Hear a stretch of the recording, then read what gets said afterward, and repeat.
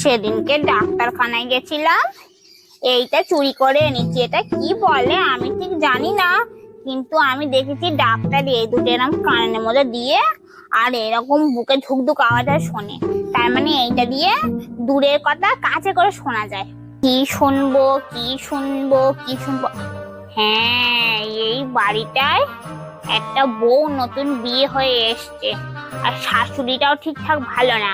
এক কাজ করি, দেয়ালে একটু এটা ঠেকিয়ে দেখি শাশুড়ি আর বউয়ার মধ্যে কি কথা হচ্ছে।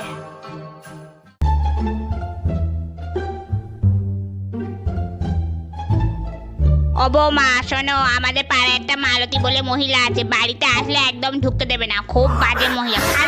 উল্টো পাল্টা বাজে বাজে কথা শেখানো। আমি অভিশাপ দিচ্ছি, যে বউকে শেখাচ্ছিস ওই বউই একদিন টোটোওয়ালার সঙ্গে পালাবে, তোদের জীবনে ভালো হবে না, সংসারে আগুন লেগে যাবে।